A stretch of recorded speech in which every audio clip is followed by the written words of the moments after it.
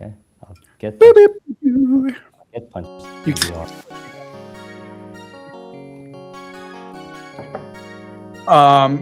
Quest Unplayed Game Podcast. Brought to you by George. Anthony and Zach. And Minimap. Wonder Bread.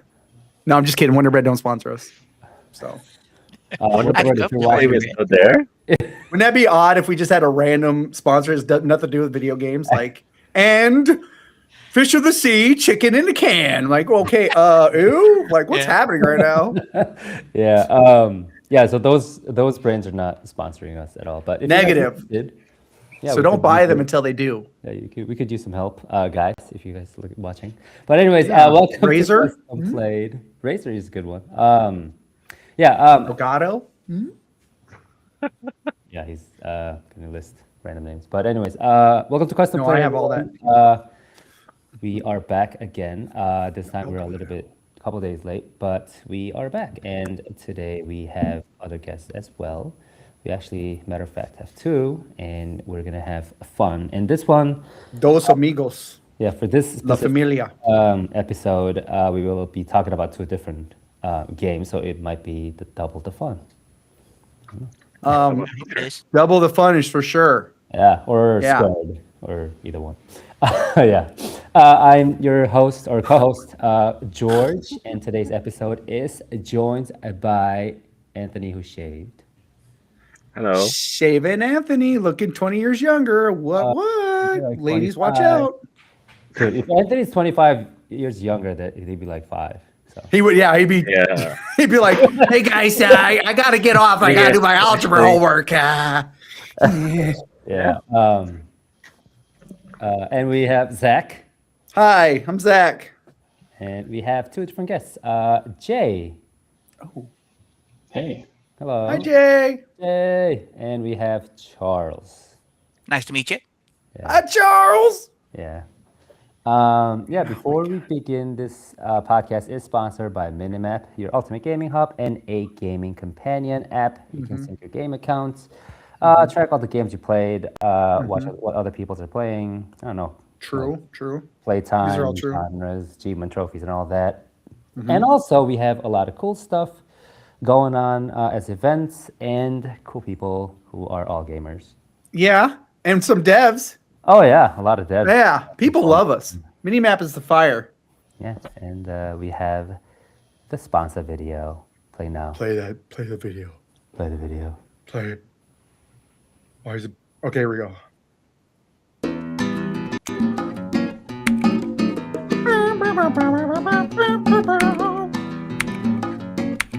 Navi. Steam accounts now. Is it bad I don't have all the accounts? They're like, I got like 2. I'm too poor to have all of them. I don't think I have Xbox. No. I do have Microsoft. I have Xbox, but I haven't played it in a while. I have Steam, Xbox. I don't have PlayStation or Nintendo. I have. Oh yeah, gotta play that Elden Ring. Best Souls game of all time. Oh God. Heck yeah. Hell yeah. Roll slice.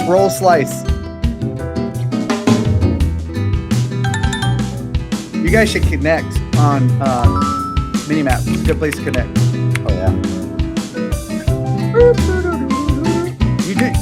I wonder if they actually tried that game that weekend though. They says I should try it. I wonder if they did it.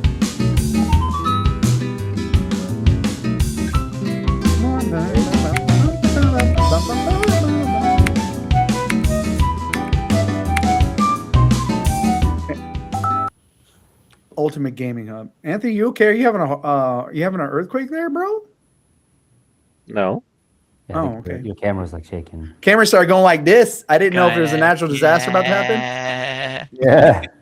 Yeah, let's do the earthquake. Hey, if that happens in Hawaii, you got a really big problem. Yeah. It happens on the Big Island. Oh, I was about to say. does. Yeah. You don't want that. You don't want the boom boom to go off.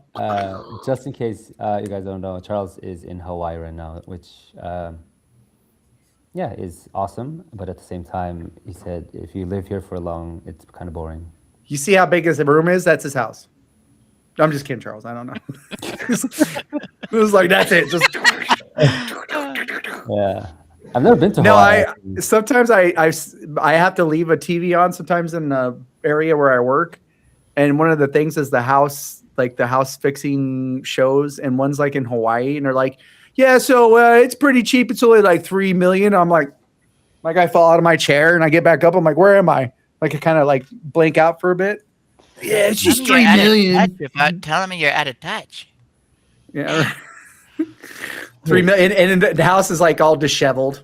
Like it doesn't have a roof. That, It's like, that it's just- does match. That does Yeah. match. yeah, I was like, holy cow, 3 million, you don't even have a roof? That's crazy. I actually didn't even realize that Jay's background is the light of Jay's background is like keep switching. Like I didn't even know until like now. Yeah. Oh. I was been watching it because it was, I think it was kind of pink at one time, and you know I like pink. Stop. But yeah, there it is. Oh yeah, And then I looked back down, and it was like turning to a different color, and I was like, oh, pink, come back. Yeah. So every time I Yeah. look down, it's not like that's okay, but it's not pink. You know what I mean? I have- Now I'm depressed.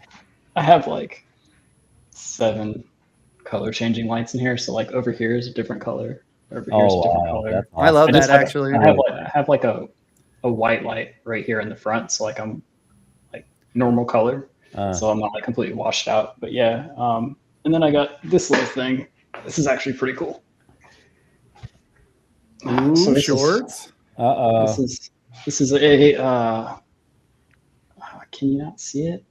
I could see it. It's like a heart, right? Yeah, it's got me and my Oh, a fiance- laser hologram in grid. it. Yeah, and Yeah. it's another color changing light. So Oh. this Is the that newest- is that you and someone or what? Yeah, for sure. My Wow. fiance. Oh, Oh. girl, You shoot. see, my room's He's- bland as anything. It's boring as like there's nothing exciting behind. Well, it. your sheets look like waves.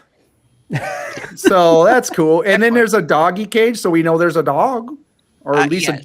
a large cat. I'm not too sure. You'll tiger? see Sasha in the A tiger? background walking back and forth. So it's not completely bland. I have a big green sheet. Like, let's be honest. Oh yeah, but it kind of fits with like General Streamer or someone like that.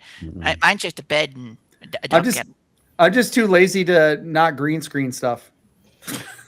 Yeah. And trust me, I've been to Zach's house. You don't even want to know what's behind that green sheet. There's some dead bodies Oh. there. Yeah, Listen, that's what they're saying. Anything I've done out of goodness. Oh, That's Jesus. goodness. I didn't tell nobody yet. Zach.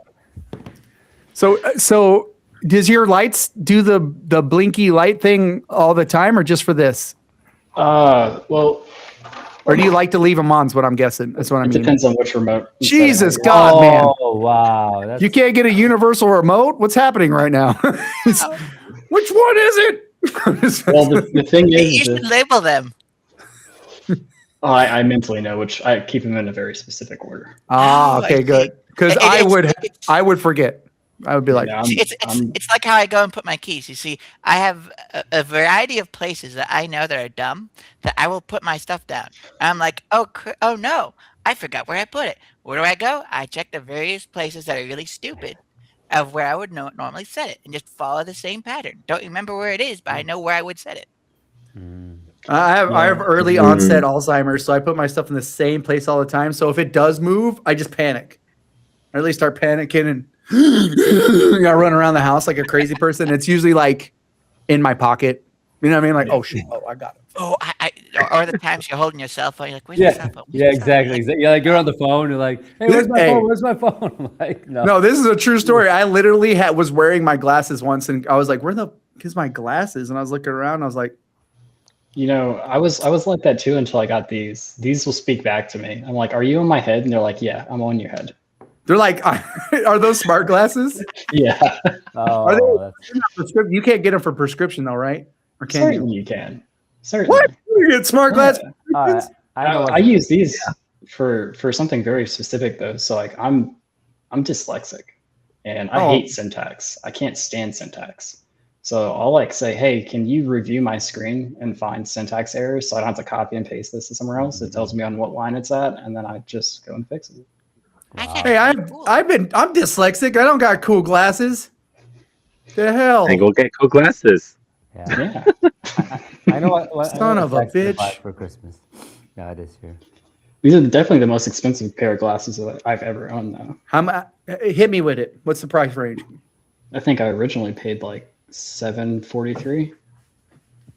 Those are expensive glasses. That's actually not bad, though. You think about No, it. for what 'Cause it does is actually not that bad. No, honestly. now It's still I know expensive. smart glasses that are that much, that are more than that actually. Yeah. They told Yeah. my wife she needed like $1,000 glasses, like stupid amount, because she's got this weird polarizing vision thing. Oh no! And I said, I'll just get you a bigger screen and you can sit farther away from it. I'm loving it. I mean, that's a win in both worlds, right? I'm like, yeah, well, I did their screen, right? Because she was like, well, until then, can you? And I hooked it up for her. Now I come back. Last time I visited her, she's just, her crap was all over the table. And I'm like, I'm glad you're using this giant screen I got you. But no, that's super cool, man. I'm glad that's a, man. Yeah, I think it's worth it. It's like worth the price. Of Yeah, what it I like- actually does. It's basically like a computer in the glasses. Yeah. Yeah. You know what's sad is I went to ask him for LASIK literally a couple weeks ago. I was like, hey, should I get LASIK? And they're like, you're too old. And I said, what do you mean? They're like, you're still going to need reading glasses. And then probably around 50, you're going to need cataract surgery. And I was like, what the hell's happening right now? Like, I was like, inside, I'm like, what do you mean cataract surgery? I was like, I'm about to cry. I'm like, shut Wow, up. that's rough. Yeah, it hurt. I was like, maybe I should get LASIK. It'd be nice because I can get it for free, right? And I was like, hey, can I get it for free? And they're like, yeah, but it probably wouldn't help. You probably need reading glasses and you're going to have cataracts when you're 50. And I was like, what is cataracts? Like I started crying a little bit and they're like, well, everybody gets it. I'm like, I never heard people say that I got a random cataracts going on. Yeah. So I love glasses though. yes, They're glasses just- are cool, and just- we gotta kind of move on to talking about No. these cool games because we got 2 games to talk about. You got 2 games to talk about. I'll talk with my friends now. We're friends. Yeah, the Friends games. Okay, let's talk about the friends. Yeah. Yeah. but I got- So, okay, go ahead, George. You're the director. I'm just gonna drink this here soda. Yeah, but before we kind Zero of start, I gotta share this. The Indie Game Showcase voting is live right now. In case you haven't actually seen Minimap Indie Game Showcase, if you go to this website, I'll put the link in the description. I hosted and curated my first ever Indie Game Showcase, which was held last week. I had a hella fun. I had a lot of support from the indie devs. I liked it. I think you did a good job. I was very proud of you. Yeah, my acting was kind of cringy, but that's okay. No. I would say the only thing I had to ask is why were you being so mean to Navi? I was like, Yeah. So I was yeah, like, hey, why are you being so mean to Nav, bro? Oh, goodness. so you can actually vote up to 3 most anticipated games of the 30 featured games, and you can see the rankings right now. We can only show you the top 10 rankings right now. The Heirloom is doing pretty good compared to the other ones. That's but, not the heirloom. That's a heirloom. Sorry, Heirloom. I'm No, you're fine. I was asking because sometimes The people do call-out. pronounce it. I'm sorry. Sorry, my bad, buddy. I'm Korean. But anyways, yeah. Why did you stutter? I'm Korean. Yeah, so you can, vote up to 3 devs. It takes about like 30 seconds. Now I or feel like so. an asshole. And yeah, support the devs because the top 3 winners will get free promotion marketing support from Minimap. So go support the devs and watch it.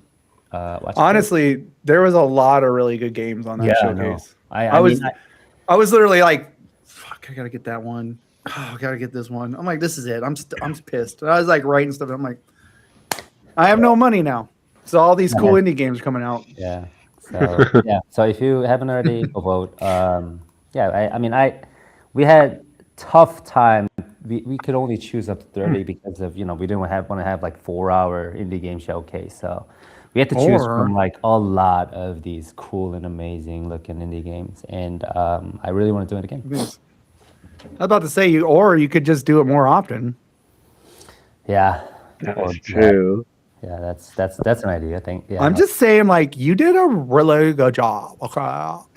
Proud of ya. yeah, yeah. Just like Steam Next Fest. Yeah, Steam Next Fest just ended. Yeah, how was? Did you guys all play good games from Steam Next Fest, or did you guys participate in them? Charles and Jay. So I have been. I will not be doing any conventions this year. I was conventioned out from last year. I drove from Louisiana to California, then back from California to Louisiana. Then I had to drive to Orlando to go to Unreal Fest. I think I'm done with travel for a little while, and you won't catch me on an airplane. I believe it. Yeah, I wouldn't get on a plane right now either. Yeah. That is a fair point. That is a fair point. It might take longer, but I'm taking the train. Yeah. But no, I haven't really, like I said, I'm relatively new to the industry, so I haven't really gone to any conventions for this so far. So, not super familiar with it. Also, I'm generally pretty busy. I had to go and like do multiple jobs at the same time. So, but yeah, it's just a little thing with me. So. Okay. Yeah. So conventions are pretty fun. I know GDC's coming up right next week, which I'm going to. But yeah, but Steam Next Fest is like all online stuff. So it's also super fun. I think like 2,000 or 3,000 games come up at Steam Next Fest on average, right, Anthony? I think. One time you counted all of them. It was 3.5 thousand. I think the number grows every year. To be honest with you, That is crazy. I think you're correct. yeah, it gets bigger every year. Yeah. And this year, actually, there's been a couple of Steam Next Fests that I've watched, and I went through and looked at the games, and I was like, meh. This year had some bangers already, and I don't know. And I think the next one is in June. Did you guys see that one game where you can run around and you have to unlock a door to take a poop in a castle? No? What? Yeah, There are no. so many. I kid you not. And it is fun as heck. It is so fun. What? You guys ain't heard of it? It's literally called, the name of the game is called We Gotta Go.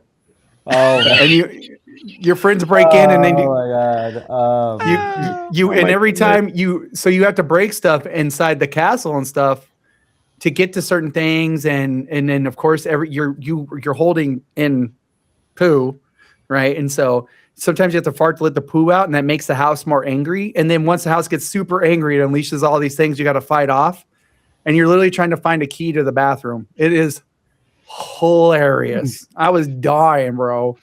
Just and then when you poop, interesting games. huh? You always find the most interesting games. I'm telling you, we gotta go. It's a banger. I'll have to send you this old prototype I spun up a long time ago. Then it's. Are you guys familiar with Final Fantasy 10? Yes, Yeah. Final Fantasy X is one of my favorites. Blitzball. That's George's favorite. He always says. Do you know Blitzball? Yeah. Yes. Okay, so I made like a real Blitzball, but it was based in space, and the concept of it, well, the name was Space Doogie Ball, and it was cleaning up all the crap out of space.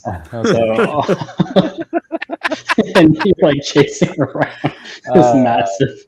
Yeah, it's wild. But anyways, that's what that reminded me. You got to see this come out. All these Oh, amazing, like I'll bet, like all these like indie game devs, whenever they're working on one game, they probably have like 10 or 20 more other ideas that they have that are not pushed out. So I think if you like combine all of those, I think if they actually manage to work on all those crazy and unique ideas, it would have like hundreds of thousands of games coming out every year. Yep. With Like I have 43 prototypes just exactly. See, on a hard drive right now. Yeah. I mean, Just my- ready to my rock. prototypes. No, they really are. They really are. I just need to update some of the art on them, but like code wise, yeah, they're completed. Right. And like also like you have no idea which one would work. Like you kind of like you almost have to like pick like random, like I don't know, like give these prototypes like random numbers, and then pick a like random number and say, okay, I'm just gonna work on this project because I think because like you have like who would have thought like making like creating like a drug empire would like sell like tens or millions of millions of copies or I could have told you that. A lot of people want to Exactly, sell right? drugs. They just don't know it.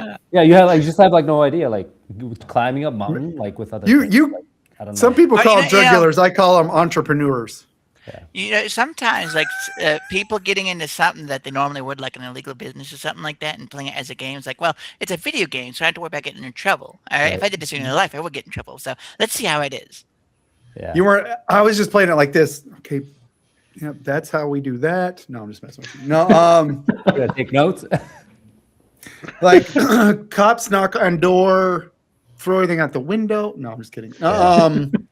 Yeah, that's exactly what's behind that green I card. think it's too is a lot of times just finding things that aren't the same, right? And so a lot of times we play games like how many times you see the same type games coming out, but you see something where you got to race around a castle and take a poop. You know what I mean? Like that to me is That's definitely It's original content. That's yeah. original. Yeah, so it's a little more than you're on a planet. Everything wants to kill you. Shoot everything. You're like, oh, okay, Yeah. cool. Can't believe I'm doing this again for the 20th time. That is very true.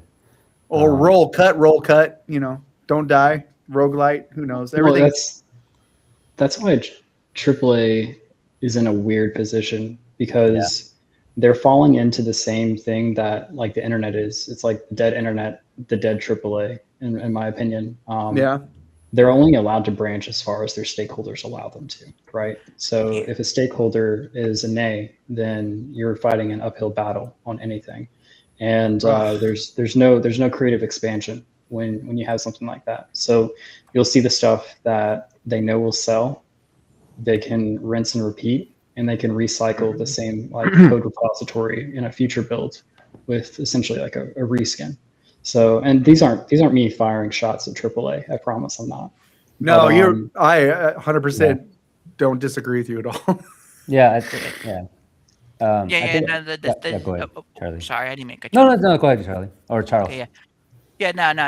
I've noticed that the stakeholders kind of really go and like really like hold a tight leash on them because it's like, oh well, this is an experimental idea. I don't know if we want to invest in that. Let's go if it works. It's not 'cause safe. we know we'll make money off of it. Exactly. Or if they are looking at a new idea, like, well, can we monetize this? Not really. It just makes the experience better. Like, I don't well, think it goes even further than that. When I was at EA, I mean, I've seen them cancel over like $100 million project that would have been really cool, really cool after like 3 years of development.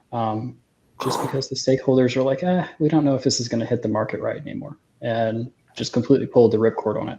And the concept of it was super cool because, I don't know how long the NDA holds up, so I probably can't talk about that. Yeah, just don't talk the details.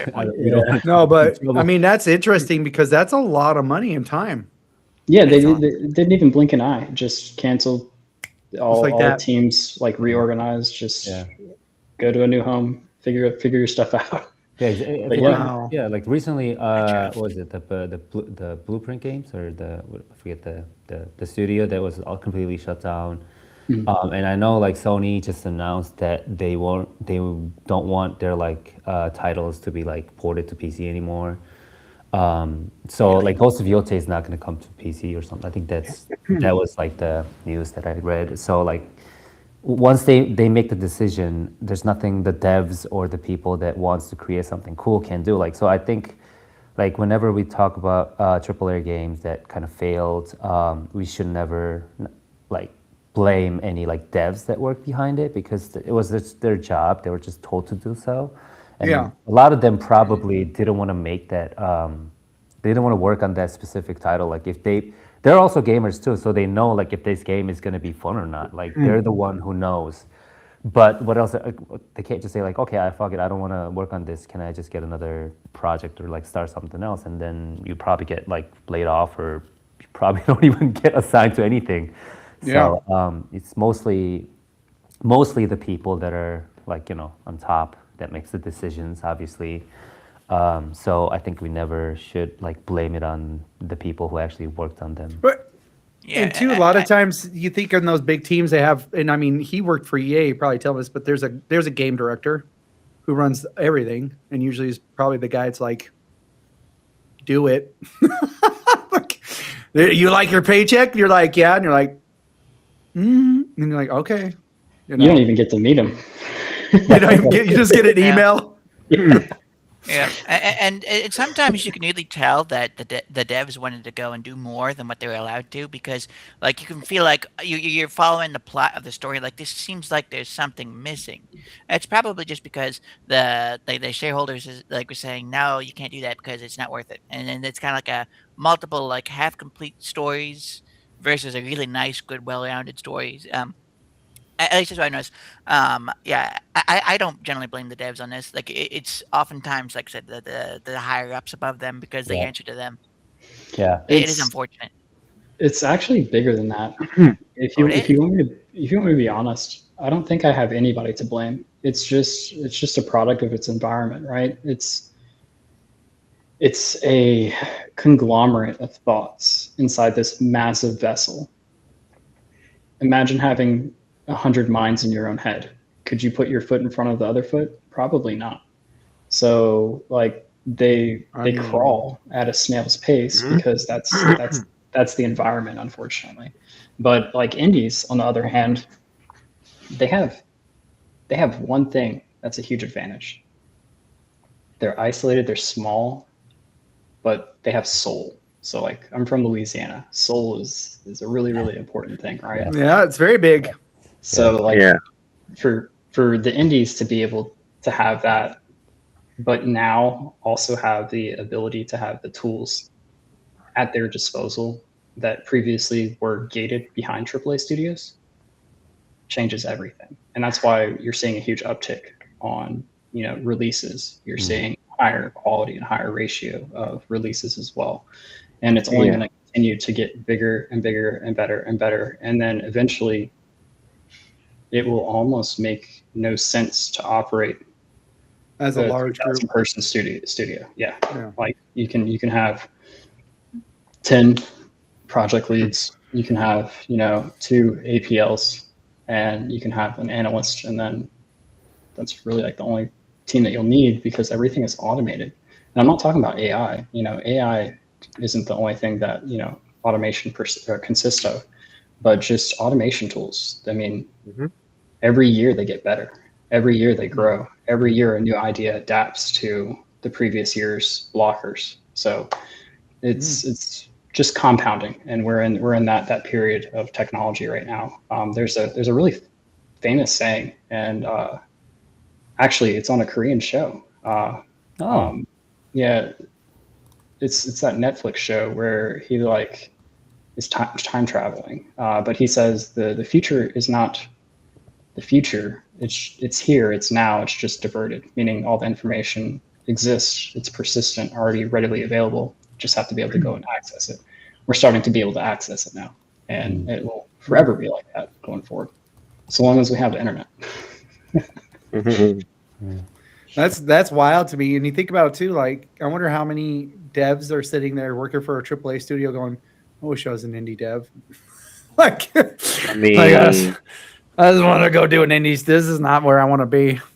I mean, No. I will say that that usually happen. Yeah, it happens a lot, or not a lot, but like to some of the successful like indie that like what's the Sandfall also is the guy was from like Ubisoft or something, right? And then he was like, oh fuck it, I have a cool concept. Yeah. I heard that he actually offered Ubisoft or like proposed Ubisoft to do this project in Ubisoft, but then he got rejected, and then he just like, oh fuck it, I'm just gonna do it. Yeah, I think I remember he got rejected. The idea, saying the idea wasn't good enough or something. Yeah, something, or I don't know. that's usually what happens. Yeah. Right when that idea is about to kick off. Yeah. So obviously the Speaking idea of was which, good enough. talking They about won games, Game of the Year. High God is shutting down. Yeah. I don't know, man. Like Marathon, I don't know. I don't know what we could expect from Marathon either. I don't know. Well, Marathon is different. High Guard, I don't know what you know what High Guard. I don't know what happened to High Guard. Yeah, I don't Yeah. even. I haven't played either of them. I mean, I haven't played any I of know them. High Guard shuts. I know the server shuts down. It's going to shut down next week after 1 month of Well, yeah, operation. High Guard just didn't do it. You know what I mean? Even though they had a trailer during the Game Awards, which was a $1 million trailer. Yeah. I don't know. Jeez. Hey man, hey, just because you make something $1 million don't mean it tastes good when you eat it. You know what I'm saying? Yeah, I that know. is a fair point. That is a fair point. But on a Sometimes the positive cheap note, burger tastes really delicious. Yeah, exactly. Yeah, 100%. Exactly. Okay, I get George it. knows about that. He loves In and on a Out. positive, on a positive note for indie games, was it Slay the Spire 2 came out today, and it has 220,000 concurrent players. Shut up. Really? It came out today? Yeah, with 2,000 plus positive reviews. Which And one? day one. Wait, Slay the Spire too. Slay the Slay the Spire Spire is 2 yeah. came Ooh, out today and it's on only early 25 bucks access. right now. Yeah, early access. Oh, That's such a good game, dude. Oh, yeah. I think we should have another like an episode just talking about like all the indie games and AAA games. But you know we have to talk about their games. let's talk about their games, Oh, bro. hell yeah. We're making- we're making I I've games? been waiting for you to do Jesus, George. Come on. sorry. So No, it's okay. You're fine. Jay has been working on this one project, but he also is working with Charles in a different project. So we're kind of like showcasing. We're doubling up. We're doing something we've never done before. Yep. now, We've never done this as before. disclaimer, going- Oh, okay. We're disclaiming. I started that on December 21st, 2025. So it's like 2.5 months old. It's a baby. Oh, okay. So Oh, excuse me. Yes. So we'll showcase the trailer, which is a bit long, but since we don't have a game page or anything, we should watch the whole thing. It's like 3 minutes. So if Yeah, you why are not? listening to this on Spotify, the video version, this is a video version, so you can actually watch it on Spotify too. You can watch it on YouTube too. Yeah. Park your car, bitches. sorry. I see a black screen. Yeah, we can comment on it too. I think. I see nothing. Well, I'm seeing stuff. Bunch of blood and hearts. Really? I don't see nothing on my side. What? Whoa. Whoa. That guy Oh, is, oh, watch out. They're eating you. Awakened bones laid before me. Ruin of night. A battle so fierce, the afterthought leaves tremors in my memory. They bled me dry beneath the moon that trembled. I really like the vibe, Death would bless their new age, a foolish hope. For they have never understood what my blood carried, nor the ruin that waits for those who dare reshape the night. In their hunger for dominion, I like they it. carved open the walls. Set in the mood, the vibe. That held the darkness steady. This is actually pretty funny because I can hear it, but I don't see it. Decays beneath their fractured rain. A chorus. This is almost like a prototype of the game. So. Clawing at power. They Not cannot full version. Well, wield. the problem is I can't see nothing, so you might have to send me that video. Centuries. Okay, I'll Why are you the only one that can't see it, Anthony? I know, I have no idea. I have no idea. I see a black screen. Silence, thickest Oh, ash. It's boy. special effect. Time Blame it on has Restream. gnawed at me. Whispered I am blaming in on the Restream. marrow, reminding me of the throne they tried to erase. But a pulse, Oh, it's in Pulse. Okay. faint, I defiant. feel, The I don't know thread why. of memory pulling me from the deep. Marvel. I feel the world calling. Its fear, its suffering. The trembling of night undone by reckless hands. The covens believe my slumber eternal. They believe the dark would forget my name. But the ancient blood remembers. The shadows remember. And I remember everything. Let them tremble when I rise. Let them choke on the empire they built upon my silence. For I return not as their relic, but as their reckoning. Awakening comes. And with it, the end of their age. Fear the night covens. Fear the night.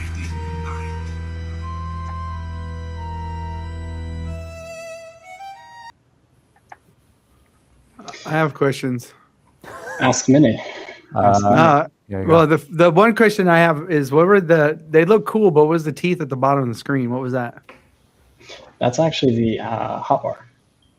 Oh, okay. That's why I saw symbols in there, so I was like, I figured had something to do with like his abilities or something like that. Yep. Okay. Yep. Not sure if it's a keeper or not. Well, I think it's kind of cool looking, actually. Yeah, I'm still trying to determine Decide? yeah. Okay. I keep getting whispers in the ear. Make simplistic, minimalist, modern UI, and I'm like, do I or do I? I Yeah. mean, I don't know. I wouldn't Yeah. say it's not modern. Like, I wouldn't say it wouldn't be well received. I think it adds uniqueness to it, to be honest with you. You know? Yeah, if you see so that's just an early access trailer. That's mostly staging stuff in there, right? Just to kind of get all the building blocks in order to hot swap, future upgrades out as things roll out. But I'm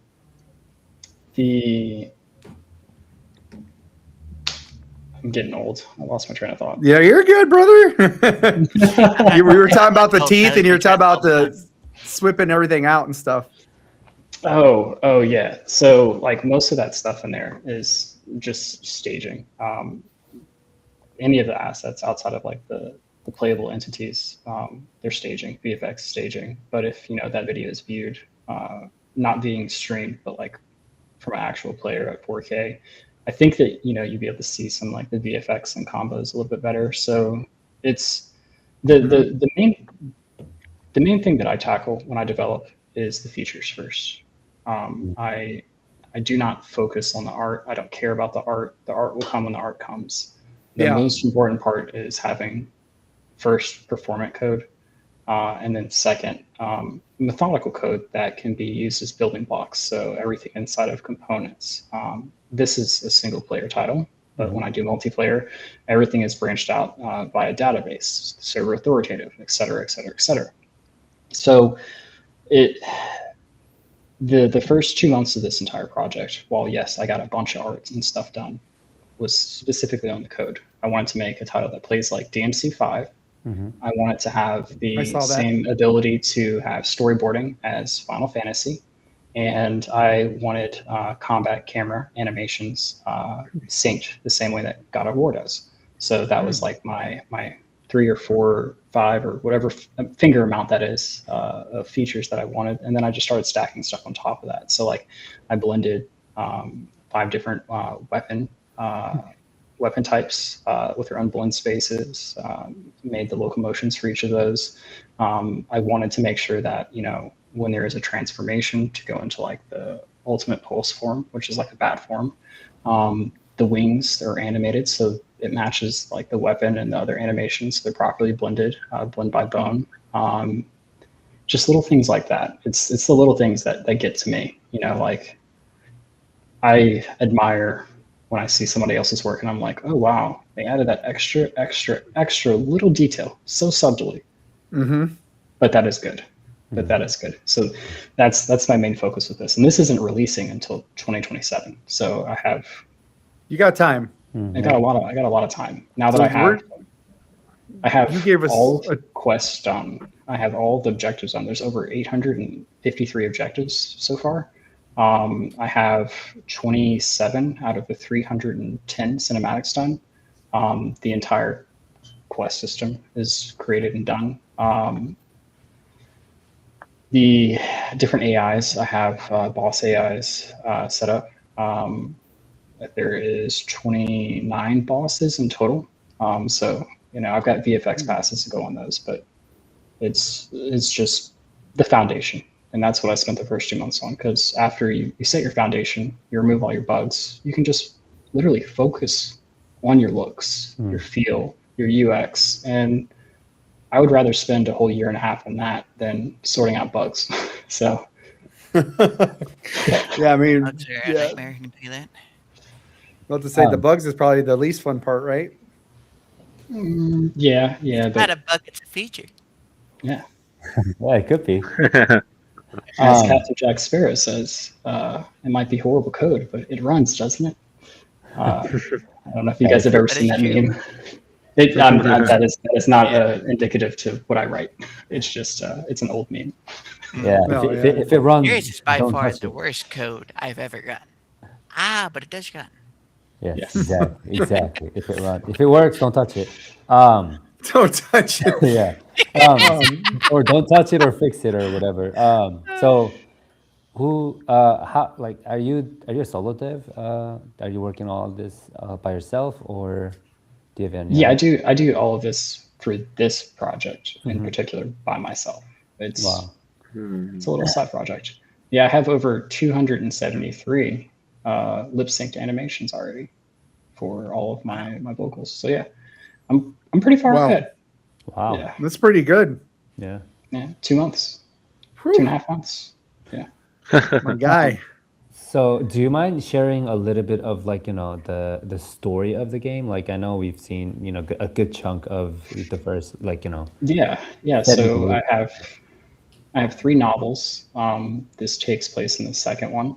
So basically, it follows the first blood, so the first vampire, over the course of 9,743 years in the past until the present in modern day New Orleans. He was part of like an ancient civilization where they created something called the Pulse Core, and the Pulse Core was a human machina that basically allowed them to control energy, matter, and modulate it as they desired. There was a malfunction that took place, and it ended up creating the Legion of Night. Now, because he was the first, he obviously has like a deeper connection to the Pulse Core. And for the first 300 years, a whole basically 10,000 years in the past, he was fighting off the night creatures to protect humanity. And then he ends up going into something called the eternal sleep. And he is in a dreaming state in this title where he is waking up. Think of like the Matrix. You're not actually in the world, but you're in a world. He's in a dream state, and he's getting this entire world from all of like the humans and the other vampires that are in the real world around him by feeding off of their source energy to understand what is going on, to create this visualization of a world inside of like his waking state. So basically, you're traveling through this waking state to try to wake up, and that's where the game will end. And where he actually wakes up in the real New Orleans, and will have to go through a pedigree of issues with different vampire covens and the ones who put him to rest. And it's a pretty spiraling story. It's pretty massive. So when you say I have 3 novels, does that mean you wrote it or you? Wow. So you wrote 3 novels and then the game is actually.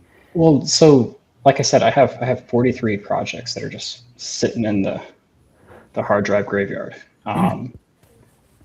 Before I start a project, I draft out the entirety of what's going to happen in that project. And if I don't like it by the time I get done writing it, I don't even start it. So this one I finished, and I was like, this could hit. And then I got integrated into, like, ironically enough, the real world vampire community. Like seriously, they're pretty cool. But Louisiana is huge on that. Our culture is very, very, very centered around like occult, dark fantasy, magics, and stuff like that. So it's prevalent down here. And plus, Anne Rice. Do you guys know who that is? Yeah.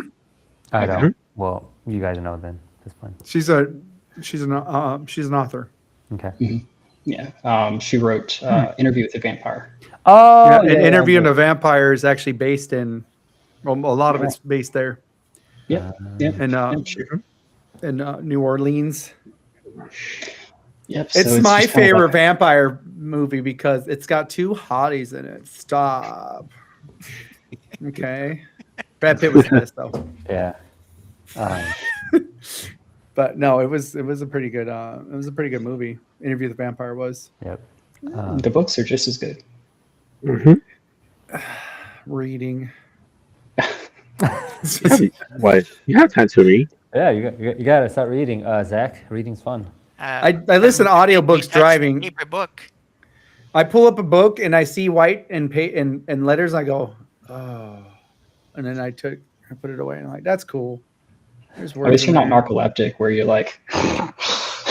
No, I literally do. I'm not kidding you. If I'm bored with something, and a lot of times I just, to be 100% honest, when I listen to audio stories, and the crazy thing is I had my vocabulary tested, and I have a very high vocabulary, which you wouldn't think, being someone who doesn't read does, but I do, and I can listen to audiobooks and just really get into them and enjoy them. But if I start reading something, I'm like, all right, so where are we at? Like, oh yeah, the guy stabbed another guy. This is boring. I just push it away. I'm like, to me in meetings, I have to consume copious amounts of caffeine in order to not fall asleep because it's just like, oh my gosh, and you just be sitting there. All of a sudden, you're like, oh wait, no, I gotta get back to work. And you keep just nodding off. You know, it's my worst time is driving. Yeah, that is. You just need to go invest in an auto driving car. It kind of does a little bit. I kept George alive, so I did that because I was like, "Don't kill your brother, don't kill your brother." But I get anytime I'm bored, I automatically start to go like that.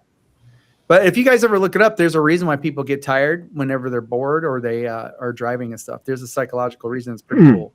We won't waste time on that here, huh? Okay, yeah, I'll have to go and look that up. It's interesting. It's something about being on guard all the time. You watch him; it's pretty cool. But yeah, that's so kind of your whole basis was around the vampire thing, and I kind of did get the vibe, the Devil May Cry vibe from the way you had everything laid out. Yeah, I have. I mean, if you guys want, I'll shoot you guys over a build. I have 132 active builds currently that I package. Holy shit! Excuse my language. Yeah, so coming from like where I came from and then going into indie, there are certain steps that I know that I'm allowed to skip.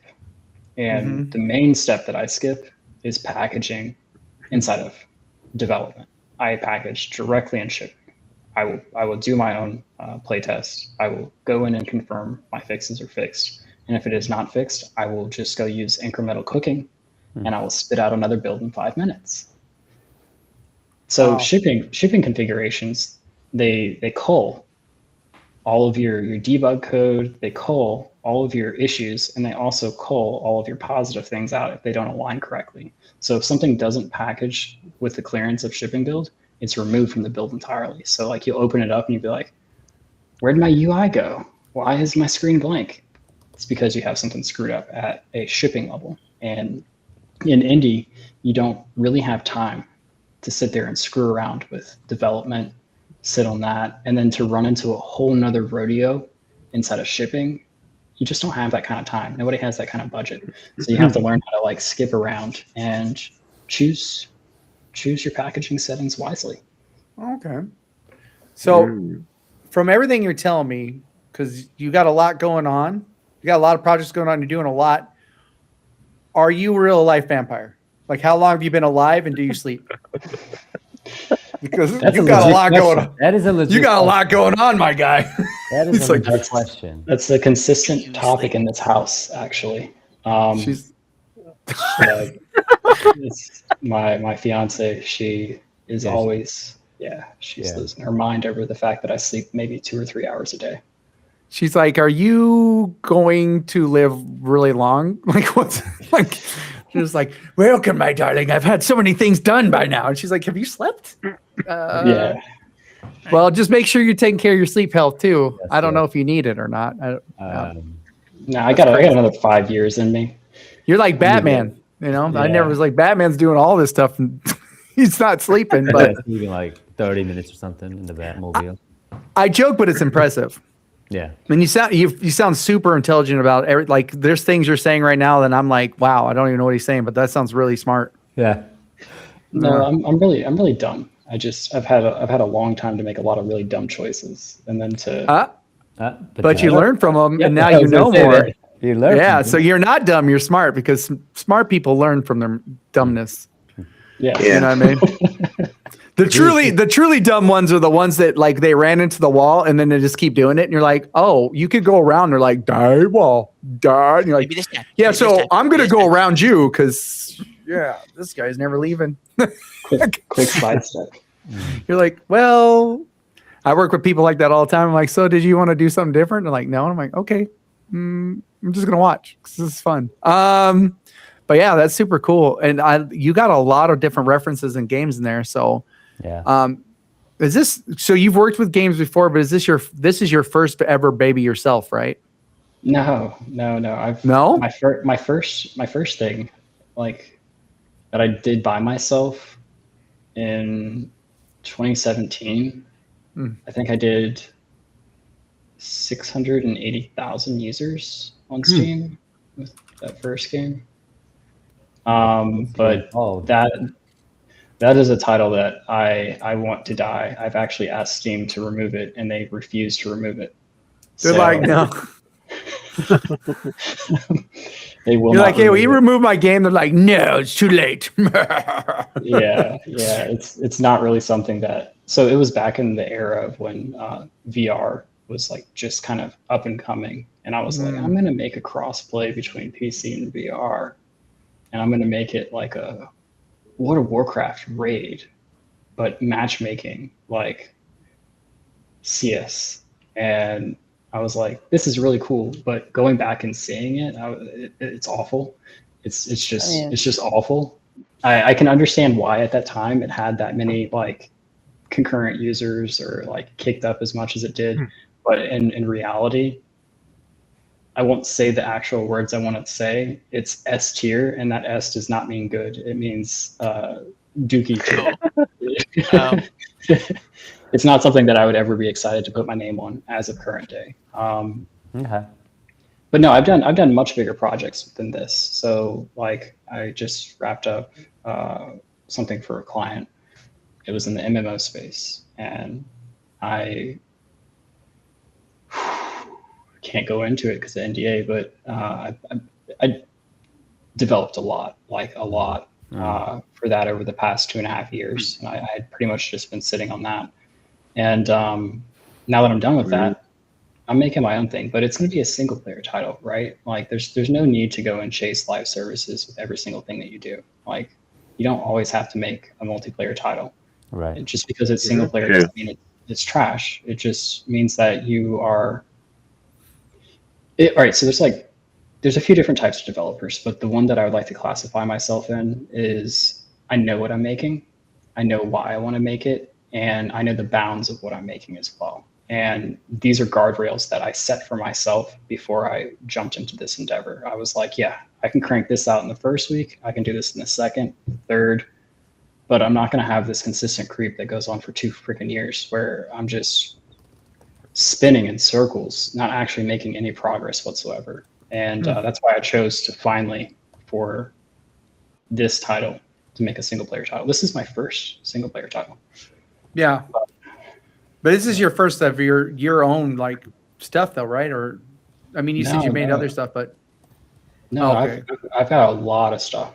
I've got a lot of stuff. Oh, wow. I've made just about every single archetype of titles out there. They're sitting in my hard drives. Yeah, I've got 27 terabytes of code. That's a lot of storage. Yeah, that's a lot of storage. That's a long resume.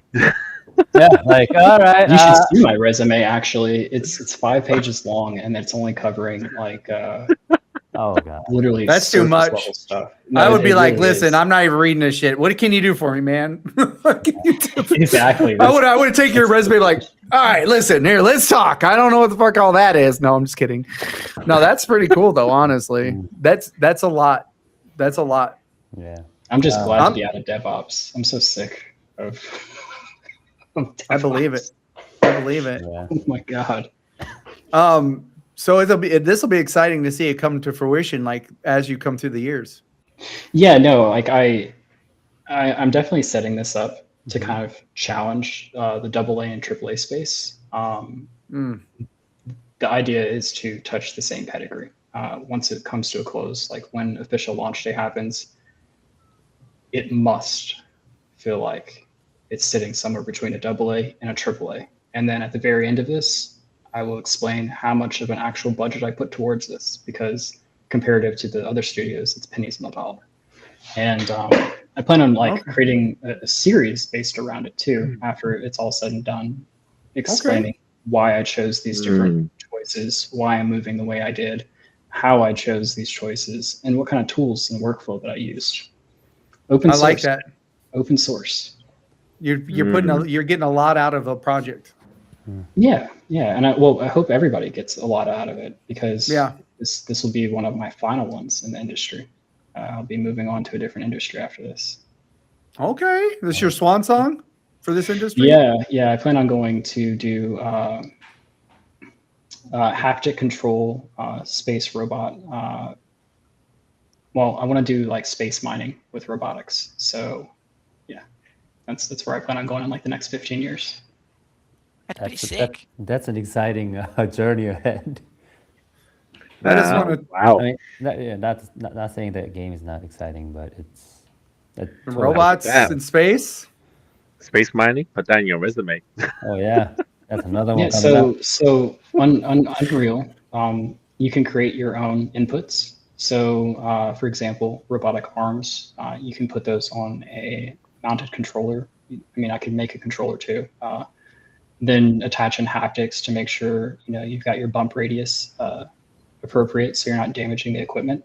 And then, so there's one layer of this where I think is really cool. So MIT released a solvent that if you pour it over wood, it increases the density of the wood 10 times that of steel. So hopefully, if NASA gets their stuff together, if we can start growing lumber in space, then we could create a mill in space, and then we could do rubber epoxy pour over this wood to defuse electric currents to actually create the robotic frames out of wood instead of metals. So we're not actually importing or exporting anything into space, and we would actually be able to sky drop pretty much any resource back to our planet instead of taking from it instead. Wow. That's actually really, really, really cool. Yeah. That's it. If somebody comes in with a black bag and takes him away, we all know what's happening. So I'm like, oh, he's gone. So what about your getting him? No, for real though, right? Yeah. He's like, yeah, so we can do all this stuff. They're like, go, go, go. I'm like, it was nice. He was a nice guy. I liked him. Yeah. And all of a sudden he's making stuff for some company that we've never heard of. But that's a lot, man. You actually literally blew my mind. Yeah, this is a means to an end for me. So when I go to work tomorrow and they're like, how come you're just blinking? I'm like, I talked to this super smart dude and my brain just melted. So no. Told you I'm really dumb. I'm really, really dumb. Yeah. You're dumb. I'm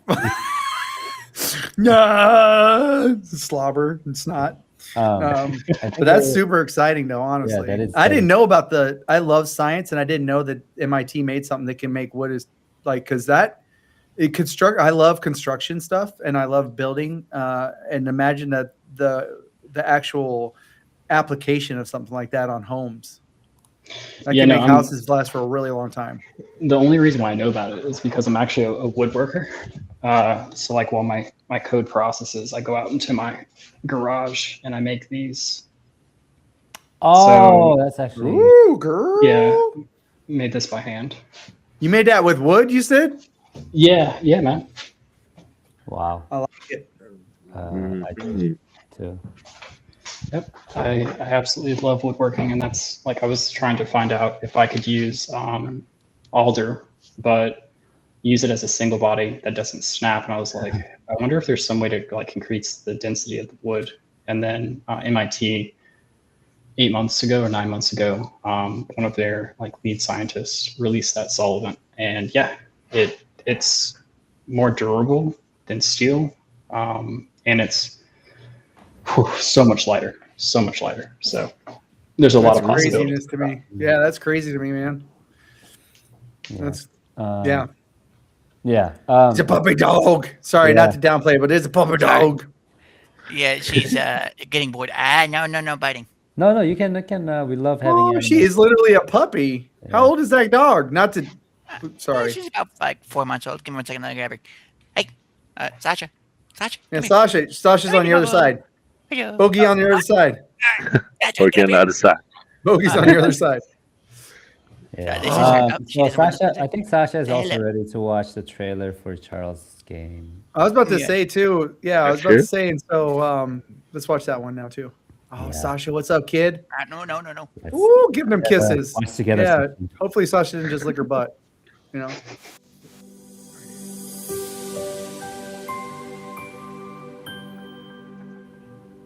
Ooh, The way. animals. I love animals. Is that Sasha?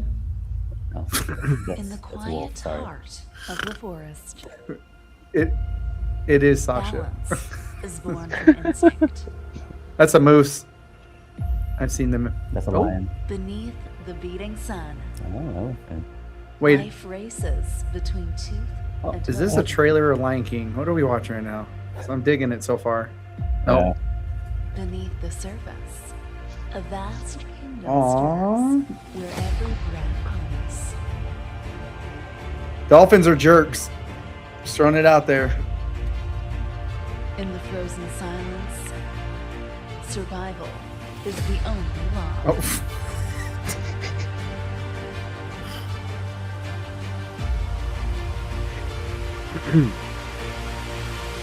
That's actually pretty dope. The snake. Yeah. Yeah, what is that snake doing? What'd that snake do? So that is the Python, and we actually have that currently in game at the moment. It. So yeah, we were working extensively on trying to get. Give me 1 second. She is grabbing the cable. Okay. Yep, she's Oh. cute as hell. So let her I do got whatever she her wants. down. Okay, baby, come on. I gotta go and get back to work. Aw. Okay, sorry about that. So yeah, That's okay. so Bye, that was, Sasha. yeah. Shoot. Baby, I need to be left alone just for a moment. Okay, Little paw so- coming up. She likes it, and I also have to lock Hmm. my the power button on my PC because she jumps up on there. And, Ah, yeah, happens. it's been a No more for you today. You what? I was playing a game. Feed me. yeah, no. But no. So yeah, that was the Python. So we have been working on movement of the Python for a while, and we have found a pretty decent way. It doesn't actually use this traditional animations per se. It actually is using it's a plugin that actually has it, so it's more so like actual snake movement. So as you basically control the head, and the rest of the snake moves along with it and everything. It's actually really cool. But yeah, so that was the game you saw was Untamed Kingdom. We just went into early access about like last weekend. So it was on Friday of last week, the 27th, that we actually went into early access. We've been working on the game for the past couple years, more so like the past 2 years, more so the past years when we had a lot of the effort put onto it. Except we just released into early access. Some brief little background on it. Like I said, I've been on the project for about. So officially speaking, I've been working on this project because actually, my apologies. I didn't introduce myself for this. So I am one of the co-owners. I'm not the lead. I'm not the project lead. I am just one of the head developers. So I've been working. I work a lot of the behind the scenes under the hood code, so to speak. And so I've been helping build a lot of the mechanics and everything. And then my coworker, he's the project lead. His name's Blip. He works on a lot of the map design. He works on a lot of lighting. He works on a lot of all of those concepts. Also, like the vision of how he wanted to go and have the game and everything. And this game actually spawned off of the idea of there's a bunch of other titles in the genre, like the Isle, Path of Titans. There's some big ones in this particular niche genre because this genre is basically like a animal survival game. But games like Path of Titans and the Isle focus more so on like dinosaurs and like a more prehistoric kind of environment. We wanted to take that concept and make it with modern animals, and that's the goal. So that what you saw there was our vision of trying to go and use modernized animals with it. Because I noticed that was one of the areas of the market it's kind of limited. So, but yeah, so I've only been working on this project for about, officially speaking, like about a year and a half, 2 years down. Yeah, keep going. Okay, sounds Yeah. good. So yeah, you play as an animal. The idea is that like there's two types of animals in the game. Well, technically three. You have your herbivores, your carnivores, your omnivores, and the goal is it's a PvP/PvE environment. We are focusing currently on the PvP extensively, and so you can go and play against other players. So we have a pretty decent roster at the moment. We're focusing on our woodland. So we have the bear, the moose, the black bear, the puma, the wolf, the coyote, the fox, the mule deer, the python, the tiger, and the rattlesnake. So there's a rattlesnake in game. Okay. So So let yeah, me help a little bit. Some of the sorry. loops. I Mhm. think you guys are also looking for the loops here. Um, I just looked at the and, page too. I was just looking at the and page because I didn't know it was released already. well, it's I think it's in early access right Early now. access, yeah, But yeah. Um, loops are based around growth. There are packs and prides, which are kind of like guilds, grouping, creating your own like offspring. So there's like a mechanic for that, where like you can create one and it could actually be somebody that you know, and you can help them essentially like level up. So George could be my cub. Yeah, actually, that's exactly it. Right now, like Come you here, said, come here, son. it's definitely focused on the PvP side of things. And I'm very new to the project myself. Trit, you would say I've been here for maybe a week. Yeah, about a week or so. After Yeah. speaking, you like I said, so he's definitely relatively new to the project. He's been assisting us out, and if only a week of assistance, you've helped us out a lot with certain considerations on the project. So it's been a massive help. Um, Yeah, but yeah, yeah, I'm pretty new to the project, but I would say if I was to describe this at a high level, think of BDO combat with iframes, right, in a multiplayer format, mixed in with Lion King, and Okay. it's a pretty solid synopsis at a very high level. Okay. As for like the questing and stuff like that, I would say think of like GTA mission systems where things kind of like query themselves, right? It's in the world, it's active, and the missions will pop up on you. You can do them or you cannot do them, and then you run into another one. And these will also be leveraged against like different growth type of elements. So, do you want to explain the growth system, Trit? yes. So in the game, the growth system, effectively speaking, the longer you survive, the more you basically grow up to adult. Because everyone starts off as about a juvenile, um, and you go from juvenile to sub-adult to adult and everything. But if you're going with the offspring system, if you basically like birth in as an offspring, you start off as basically a very young baby, so below juvenile, so you're extra small. And the idea is basically trying to survive until you get to adult, trying to go and grow and everything like that. So that's how that system works. And it's actually we utilize a seamless growth system. So basically, you don't actually see it transfer from like a mesh of a baby to a mesh of an adult. No, we actually have it all a seamless blend from the animal looking like a baby up to looking like an adult. And what about the weight systems that are interacting Oh with that yeah, as well? So yes.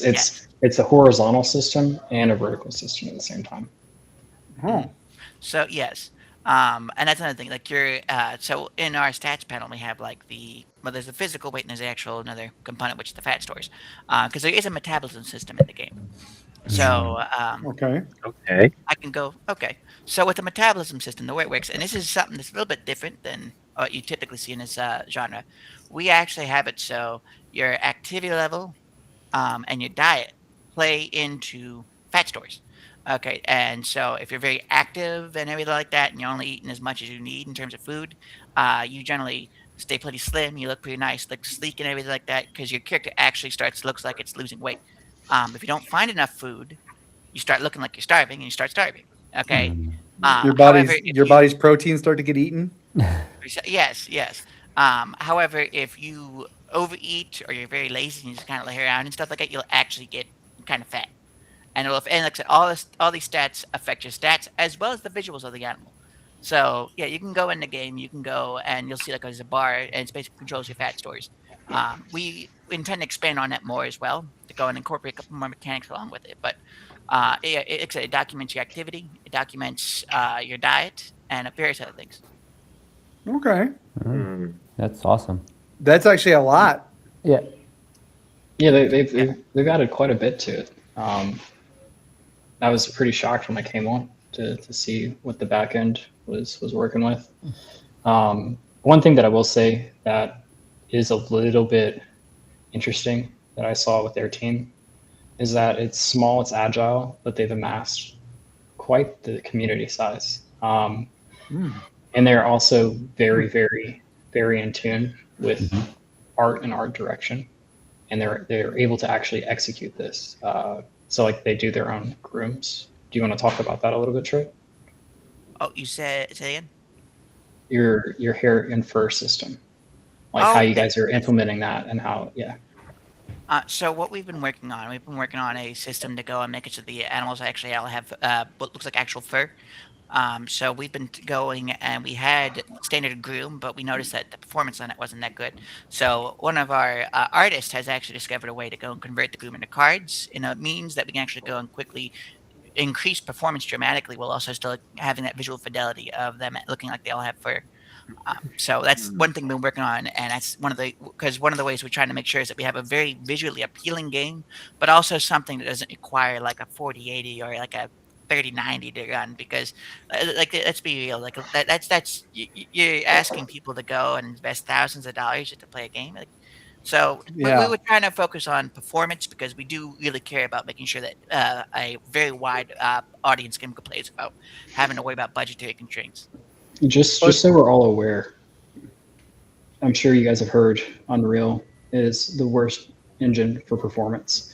Unreal actually can get up to 1900 frames per second, or roughly, if you execute it in DX11 and you change a few of your engine settings. I will actually share that with you guys. Maybe you guys can talk around that in a future podcast. It would be really interesting to see some thoughts on that. But I'll share you guys the deep dive on that and how it works, what types of system and features would have to be disabled.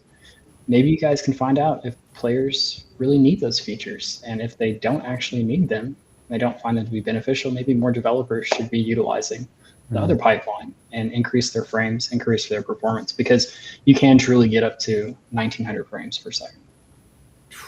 Okay. But when you say it's not, are you trying to say that it's not optimal, that it's a little too much for some people's PCs? Well, so the way Unreal Engine ships to end user developers is it has everything. It's like Windows. They send you all the bloatware. You don't need all the bloatware. Yeah. You might not even be using 10% of the entire system. Why do you have that other 90%? You don't need it. Yeah. And if newer developers were to take the time and to actually learn legacy systems, they would come to find that legacy and modern aren't that different. You just have to press a few different buttons. And do a little bit more. You can still get the same look. So lighting, for example, do you really need lumen? Do you really need megalights? Is it that important? Or can you just go and light your scene the old-fashioned way with DX11? Do you need to have backlighting? Are you sure you really need that dynamic sky? Maybe you just need a HDRI, like with 200% more lighting data in your scene, and it's all like pre-compulated. So yeah, there's a ton of things that are worth noting, but they've made some huge strides in making their title as a multiplayer title performant. And one of the biggest kickers is everybody and their mother and brother is chasing groom. Do you really need to have all of those physics objects animating all at the same time for all of those strands? Or could you perhaps use a card and could you use like Kylie physics instead, where you have like an artificial bounce to it in bone space. So they've done some cool stuff. Yeah, I mean, and too, like, listening to you, there's a lot that I don't even even comprehend. But I would say a lot of the answers to the questions is if you look at a lot of games that are very basic, can still do really well in the market when it comes to players because I see a lot more people investing into gameplay, fun, and all that more than they are how pretty the game is, right? And so. I know back in the day, they used to be like, you could see the water dripping off the blades of grass, and you're like, I'm never gonna look down the blades of grass. Like, I want to play the game. You know what I mean? So exactly. But at the same time, Unreal, to I would say 99% of modern society has a particular look. But did you know that if you went in and you modified your USF files for your shaders and shader permutations, that you could completely change your entire look of Unreal? It would reanalyze every single shader and change the entire thing dynamically. You could make a Unity look by changing your USF files at an engine level, whereas nobody edits those. Nobody even knows to edit them. So that's something that Trit. I brought in some USF files for them to throw in and for them to hot swap them with the other ones. And it changed everything about the look. But it also gets rid of ghosting. The base shaders on Unreal are horrible with ghosting. You do not need TSR if you have different shaders. Okay. So there's some really unique things that are going on in their project right now that it's building blocks to something really good. It's really early, and it's really, really early, right? But it's building blocks to making something stable, something that is consistent, but something that is very performant across all rig types. I think that's the most important thing is accessibility. Does it have accessibility? Does it touch the entire market, or are you only touching 10%? I'd say the more stuff you can possibly put it on for, especially if it's going to be a multiplayer game, right?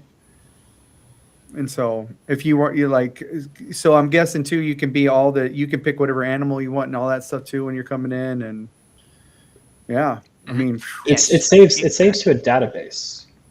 So your entire account saves to a database. It's persistently connected.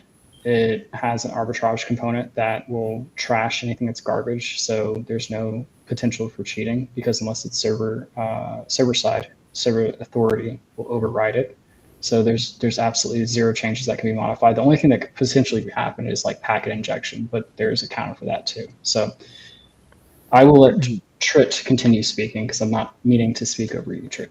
No, you're good. We're learning. I'm learning a lot. I was actually sitting there going, okay, well, we're getting a master class here on programming and development. So I was just listening it up. Well, I do know his expertise has been very valuable for our team. Because prior to that, like I said, prior to him, this is our first like official actual project we worked on. I've only been working with Unreal Engine for about a year and a half, seriously, 2 years. So I'm relatively brand new to this whole environment. So, like I said, he's helped us a lot. We've made a lot of progress. We've learned a lot of things. We've learned how to go and set up particular types of lighting. We've learned how to go and do optimization, which optimization I do feel like is one of those things. It's very easy to like not understand, and then you do something like, wow, this looks great, and all of a sudden, oh, I only have 5 frames of the 4080. There's a problem here. So we've gone through all that processes to learn how to go and improve that. And that's one of the big steps is learning how to go and work on your optimization, learning how to go and work on the coding, the replication. Because one thing people don't realize, like this is one of the big things, because I know he mentioned it on it briefly. Replication is something people don't generally think about too much when they're thinking about developing a game. But that's something I've had to learn, and I had to say it's been very educational, very very educational experience. I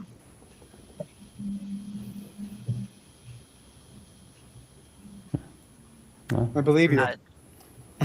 So, well, yeah, sorry about that. Yeah, I thought you were going to do something else. Waiting. I was like, okay, yeah. No, Sorry about that. I'm and not I the don't best. know. Did we already establish how you two guys connected? Like, did we? So they made a post somewhere, and I was just in the market at the time, and I was like, "Hey, your entire post, I can do it all." And Blip was like, "Great." Here's my resume, and they're like 5 pages. Screw this. His resume. Yeah, the 5-page resume kind of kicked in, and They like, looked at it and they're like, "The fuck is this?" I'm joking. Yeah, well, and the thing is that at first we're like, oh, is this guy legitimate? Because it sounds like he's got quite the resume. Is this real? Like, are we being punked here or something like that? And like I said, we checked, and no, he is legitimate. Like we were impressed. Like, wow, He's the real deal.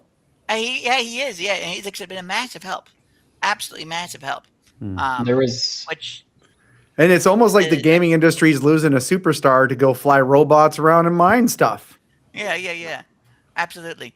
And it's I'm funny just because kidding. it basically encapsulates how this entire project has gone. It's basically been randomly like people like the way people have gotten together in this project has been very interesting. It's been very dynamic. It's pretty cool. So like how I got picked up on the project was a very dynamic process, and it was like I said, it wasn't because give me 1 second. You're Sorry good, about that. brother. So, like, I got picked up on the project, like out of the blue. Like, it was just happenstance I got on the project. So it was pretty cool. Because when I first introduced to the project, I simply had an idea. I had an idea like, oh, it's just a cool idea, and that's all I had. And so I talked to the owner of the project. Said, hey, I got this really cool idea and stuff like that and everything. And like I said, I was like, oh yeah, it's a cool idea. And he thought to himself like, why would some random person come up here trying to go and say, "Oh, I don't really want to go and care too much about getting funded or something like that. I just want to go and work on this project." That sounds kind of fishy. Well,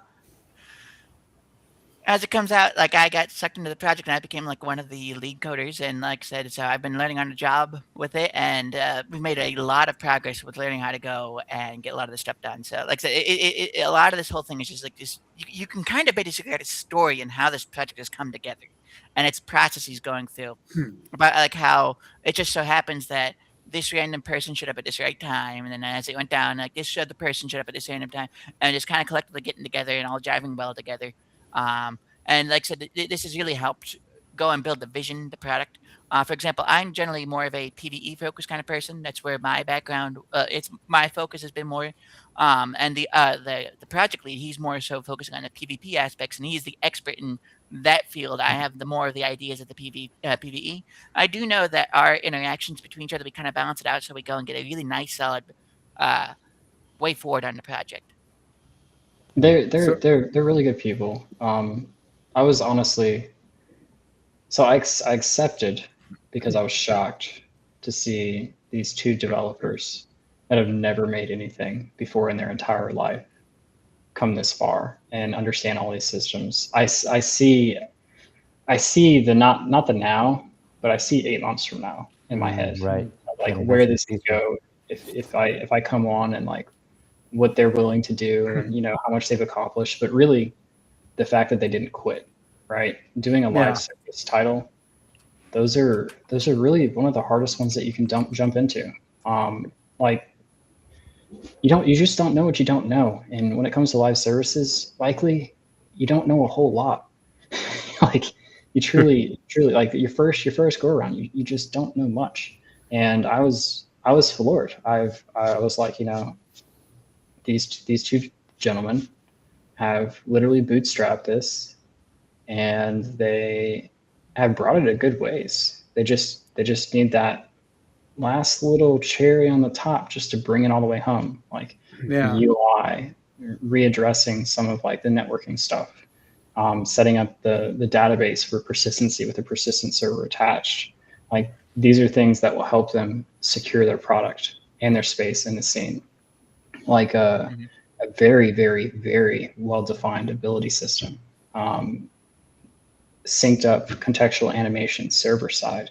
Like these are things that will bring this project to the forefront of the lane that they're in. And I was pretty cool with it. So an overall origin, it's just a bunch of good people that are coming together. Is what I feel the origin really is. It's just a bunch of good people They're all super nice and they're super active with their community. And that was another thing. How do you, as a first-time developer, amass a community of almost 10,000 people? How do you do that with nothing published, with no back history?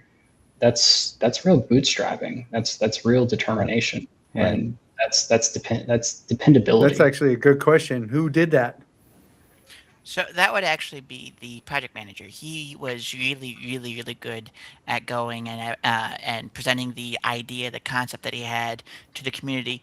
Because one thing we noticed is that we were in the genre and we felt like there was something missing. And this is where we were going and building this project to go and kind of like, because like I said, we ultimately speaking, our main goal for this project was we wanted to build the game that we wanted to play, like we wanted to see, and that I feel like a lot of the community wanted to go and see. And that's been our direction with this. So we've always had like a sitting back and forth a discussion of like, well, because like I said, he's been going and discussing about it. He's been discussing these presentations, these ideas, these concepts, which some of these concepts are actually very unique. He wanted to go like, but and like I said, he's really driven forward this. He's focused on like really new mechanics. The snake is something that's a pretty brand new concept because one of the things you can actually do in game at the moment with the snake is it actually has a constriction and eating animation. So you can actually go and so we do have that in game at the moment. That's something that's not seen in the genre yet. And that's like I said, that's the idea, that's the goal we've been going with. And this is how we like I said, my coworker's been such a good job at doing that. That's how we got a lot of this traction. So like I'm playing a moose, and I roll up to get myself a sip of water. Anthony comes out of nowhere and takes me down as a snake. So we do have. You're a jerk, Anthony. Yeah, you're a jerk. Anthony. you you killed me. So yeah. Is that a possibility for players? Like, if can you be attacked by another player as a snake? Oh, absolutely. So that's one of the things we have set up. So we have it so the Python will go after intermediate and smaller characters. We have it so like if you're playing a wolf or something like that and you're not paying attention, and the Python's able to go and get up to you, and you don't notice it in time, it can actually go and strangle you and then just basically eat you, and then you have to go and start. You have to respawn because it went and killed you. It literally like expands its jaw and expands its entire like abdomen area around the other model and swallows it whole. Yeah. Yeah. So like I said, they've done some really cool stuff to think that, they've never touched this industry before, and they're over here trying to pull off these feats, and they've actually pulled most of them off. Very impressive. Yeah, that's pretty impressive. And I know that you guys just came onto it, but somebody was just sitting around and like, I want to make a PvP PvE multiplayer game about being an animal. Mm-hmm. Well, except it was there's other genres. There's other games in the genre, and a lot of us came from those games, and we always felt like there was something missing in those particular genres. Like for example, a lot of the more well-established ones are with dinosaurs, and it's all been a lot of prehistoric animals with dinosaurs and everything. And we wanted to go and, like I said, bring basically a modern take on this with modern day animals instead, with a couple other differences here and there, some improvements that we felt we could go and do on it. This has been like our overall goal, and I feel like we've made a lot of progress on it. We've made an awful lot of progress. I mean, I've made a lot of progress since I first started on the project. I remember I went and because the thing that got me on the project was actually the metabolism system. Okay, well, at least the very bare bones basic version of it at first. And I went and I was basically like, oh, I got all these cool little like things I have on the characters and make them look different. And like, cool. Well, I don't have code to go and do with it, so I thought, well, okay, let's just go online and see if we can do some research and find out how to go and make it so I can actually build a basic system. And I got all this stuff done and everything, and I was like, it's just working flawlessly. It's going to be great for the presentation. And I show it off and stuff like that, and they're like, this is cool. Is it replicated? I'm like, what? What's replication? I don't know what that is. And I'm like, yes. Click this setting and see if it's enabled. And I did, nothing worked. I'm like, oh, looks like I got to go back to the drawing board. So, like I said, it's been a very big learning experience, this entire thing, and That's that kind of was funny definitely though. that moment sticks out to me because I thought I had this system down pat, and then they said, "Is it replicated?" And I was like, "I don't know what that is." So, but we made a whole lot of progress since then, an awful lot of progress. And like I said, this is like I said, the first project I've ever worked on because I'm not a software I never came from a software background. My background has been with chemistry and radios. Okay, like I don't have a background in software engineering or Unreal Engine. Like I said, I've been picking this up on the fly, going through the whole experience of learning how to go and develop with Unreal. I Something I found out with developing is that there's a lot of tutorials on YouTube that tell you how to get certain things done, but only like 5% of them actually work legitimately, and it's not like a dead end. So you had to kind of go. So you had to go and kind of navigate through that, saying, okay, well, is this a scalable idea? Oh, this one causes memory crashes. Oh, okay, no, we can't do that. What about this idea? Like, oh, this doesn't replicate at all. Okay, we can't do that. And it's basically you had to go and navigate through this whole thing and stuff like that, and go through all this whole process of figuring out how and what works, what doesn't, what can be scaled up, what has replication issues, what has stability issues. Because that's another thing. Like you don't realize it. That sometimes you run into issues. It's like, hey, this works, but if you put it in engine, it will go and cause a crash. So it's going through all of this, and we did a lot of improvements, a lot of updates, and and just going through. And we've gone and learned an awful lot on this, on how to go and do it better. And we've been making really good strides in this. Even even through thick and thin, we've been together as a team working on this and going through. And recently, we've been looking after our early access release back last weekend. We've gone through, we've looked at the feedback and everything, and we've been going on, and we've actually already been making updates and progress onto it. We've updated the visuals to go and fall more in line with what we wanted. Because we did experience a bit of a delay with Steam, so the Steam approval process. We've run into that, and because Steam had certain requirements we had to meet, we had to go and put our pipeline on pause and focus on getting everything on Steam. And once we were able to, and we accomplished that. Once we accomplished that, we were able to go and get all the wheels spinning again to go and start really emphasizing and focusing on the design look we wanted with the lighting, which our recent patch we've just pushed just a few days ago addresses all of that. Now it's much more in line with how we wanted to go and look and the overall art style. And in addition to that, something that I don't think either of us talked about is why I was brought on. So I was brought on to rewrite the entire project from the ground up. So all of the work that they did compiles into basically like a master doc, right? So it's a reference point for everything. And then I just go back in and I rewrite this so that it's server authoritative. So any of those things and troublesome experiences that could be persistent inside of the project are ergo removed going forward. Not saying that it's rewritten better, but it's rewritten in a methodical format that allows expandability. It allows Trit to come in and pipe anything that he wants into the project going forward dynamically.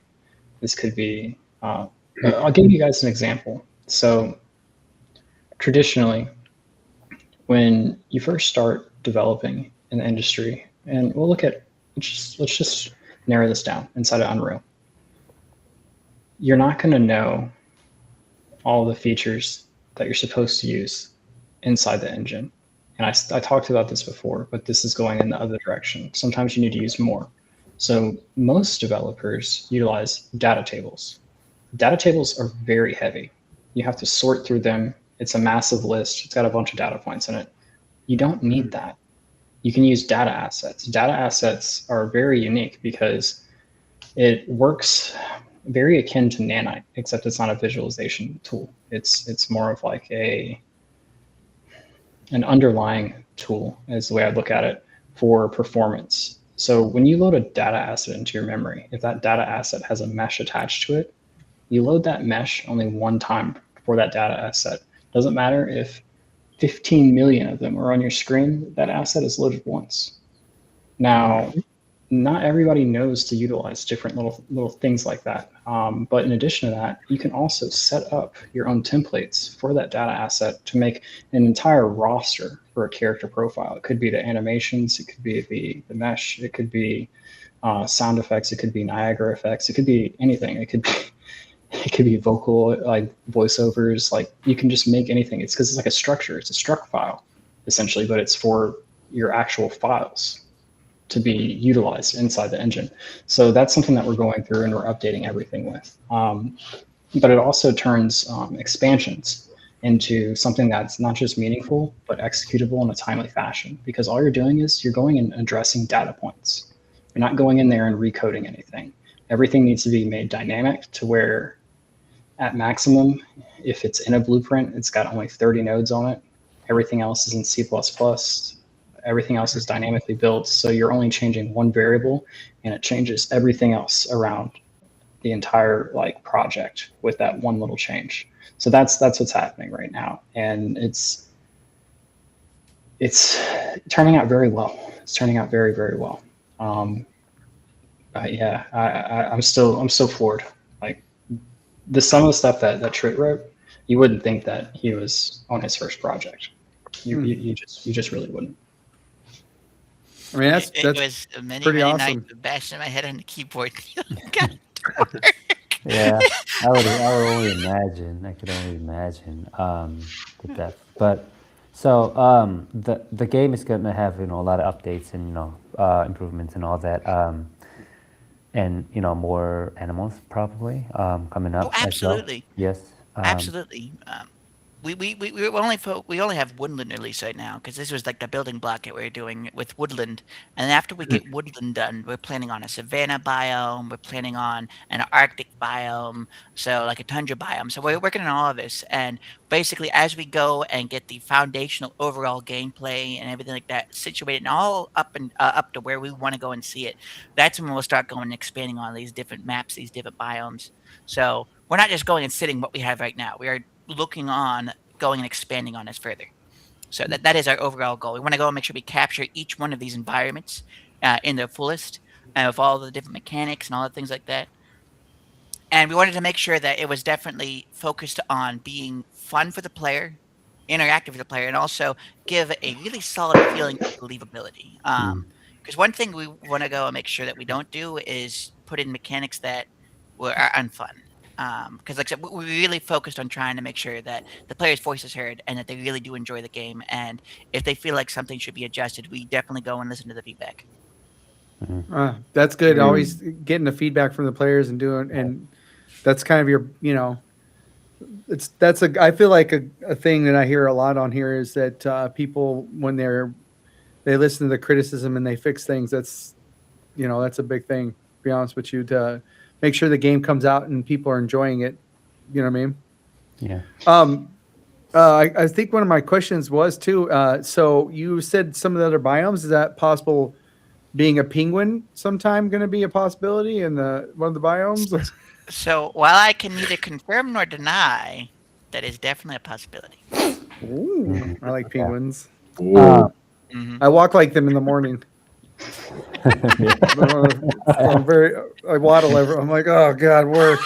But Sometimes I wake up in the morning, I'm like, oh my gosh, I'm exhausted, and I go and I trip over and fall or something like that, or I just go and I just fall over because so yeah. No, I know the feeling. I know the feeling. And then you do the snake. Yeah, I'm yeah. joking. Because I'm doing this and also like a full-time job also on top of this. This isn't like I said, I'm doing like basically 2 full-time jobs.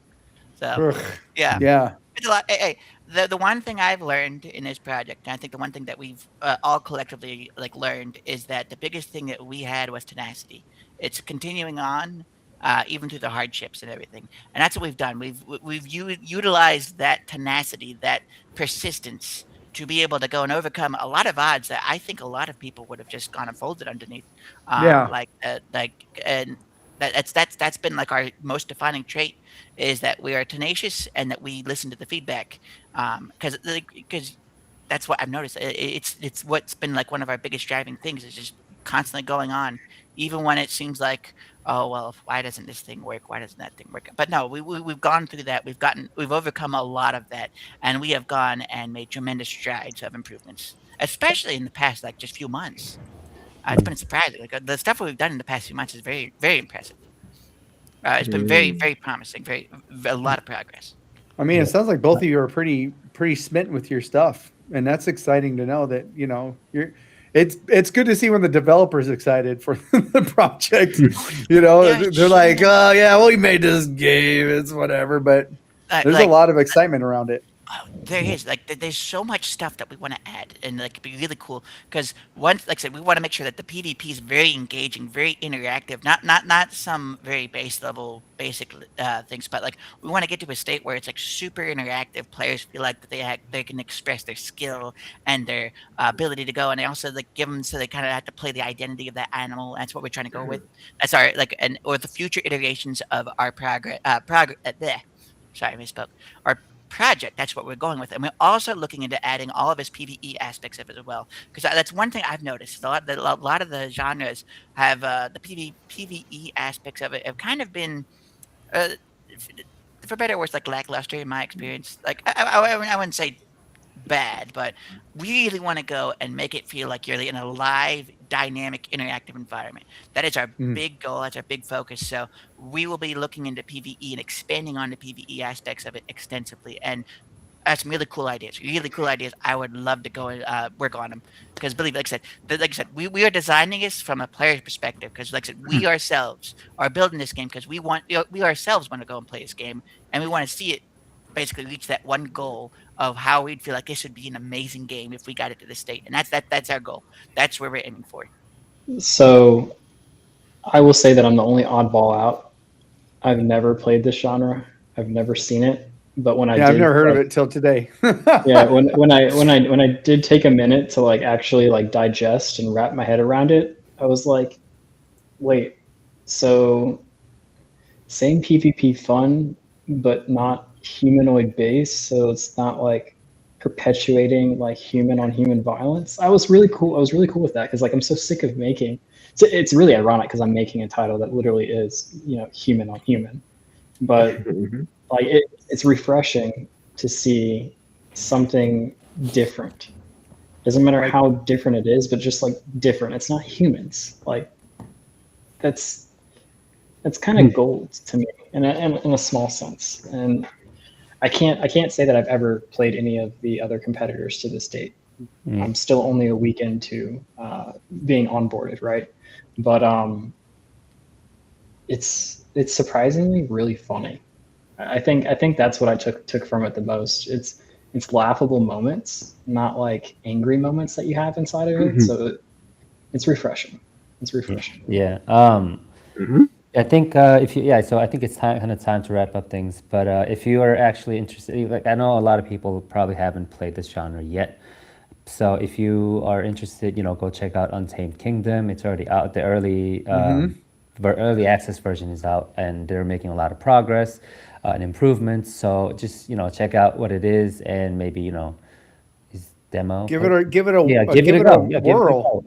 And also the Grim Pulse is one that Jay's also working on, and they don't have a Steam page yet, but keep an eye on that project as well. If you have any links to share, I'll just put it in the description as well on top of the Steam page for Untamed Kingdom. And I appreciate you two coming in and talking about.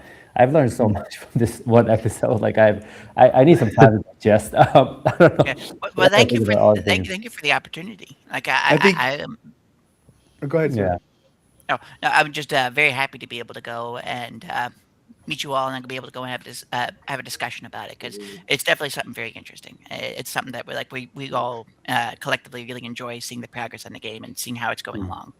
Yeah, I feel like this is probably our most technically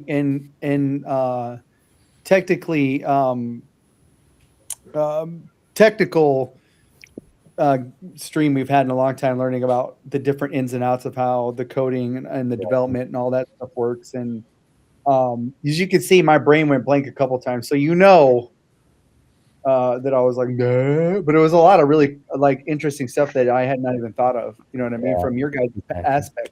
or your perspective of when you're actually building the game. Yeah, I'm always down to have a TED talk. Yeah. I'm always. Listen, It was definitely a TED Talk. Yeah, that was a TED Talk.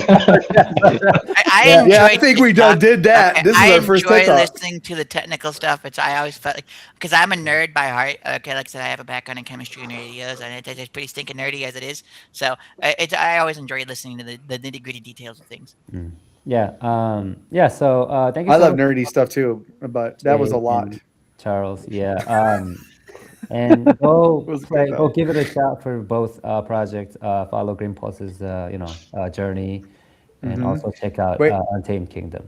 Steam page. Before we go though, to Grimpulse, I know you don't have a Steam page or anything. Do you actually have a place, or you have any socials online that people can follow your game at? Yeah, Your development? So I do have a page. I just haven't pressed the live button yet. Okay. I like slow burns. I don't like to rush to anything. I like to feel the angst, and when it's ready, it's ready. It is ready already. I just don't feel like pressing the button yet. No. But if you can I share have the you links, I'll just put it. in Discord. But thank you guys for having both of us here. Oh, yeah, it was- Thank you it so was much. Very And if you interesting. guys want those Yeah. details on speccing out to 1900 FPS with UE, please let me know. And George loves perhaps- that stuff. Yeah. Anthony does too. We're going together, Anthony. Yeah. No, but the only reason I asked is because I know your game is a little brand new and you're just starting to building. Just kind of like, if anybody wants to actually watch your development, and then so that they can watch as you're building the game. I don't want people to lose your game. But I'm guessing that you're gonna. Yeah. I have YouTube, and I have a Discord community. Okay. The only thing I ask is don't be a yes man. Please call me out on any of my BS. Always remember, I am the most chill developer out there, and I love bad feedback. In fact, it's my favorite. So please give me all of it if you do. I mean, you can't get better without a little bit of criticism, right? Exactly. That is true. Exactly. That is Yeah. true. Yeah. I think that comes with wisdom though. So it just shows that you're wise. Yeah, I'm so very that's good to down. know too, because I just know that we got you on here and stuff, and we talked about the games, and some people might be pretty excited, and I don't want them to lose you, man. The shuffle. Yeah. So you got to keep Yeah. in touch with us and let us know how things are going. Yeah. I'll leave Absolutely, the link in the description. I'll jump in your Discord. I have so many Discords I'm in though, so Yeah, by all means. But I'm also on Minimap because Oh yeah. I'll share that too. Yeah. you're on Minimap. yes, Be of my course. friend. I will be everybody's friend. Okay. No, But my yes, friend. I'm just joking. Yeah. I'm on I just Minimap. share. Awesome. Yeah. Just share the links. I'll add everyone. Charles, if you have an opportunity to join Minimap, that'd be awesome too. And thank you for coming, both of you, and Sasha. Yeah. We can't. You guys might be able We to can't forget team up about with me, yeah. Sasha, right? Yeah. with some stuff. Yeah. So Sasha was dope, man. Yeah. Everybody Give me was one dope. second. Let me give it a come here, baby. Oh, Sasha, you oh, guys- Yeah, we got. Oh, Yeah, she she said. come up She here. said, "Nah, fam." Oh, oh, she Oh. knows Oh. she's getting picked up. She doesn't like getting picked up. Come here, baby. Sasha. Come it's on. okay. Let's go. I'm just enjoying the tail wag. Yeah. Yeah, but Okay, yeah. she doesn't. She doesn't want to be picked up. Okay. Oh, now she's like, "Hey, I what know. about me?" Yeah. This dog is entertaining. It's a very interesting dog, as you can see. She's beautiful. Yes, there we go. Actually, I have a big question because those Yeah. dogs usually like the cold weather. You got her out in Hawaii? Well, I don't go and take her out in the hot sun. I generally go and only have her out like when it's like cool and shaded out. And easy, don't go and dip my stuff, please. Okay, we're gonna need yeah. more updates on social as she gets bigger. Yep. Yep. Yeah. Yep. And thank you all for listening. And so go check out those two games. Yeah, these very talented people here, and Bye, check out everyone. United See you Kingdom later. and what was it called? Grimpulse. The Help me first with the name blood. of- Grim Pulse and United Kingdom. Yeah. See you later. Thank you again. Take it easy. Hey, thanks for coming by, guys, and making my Thank you brain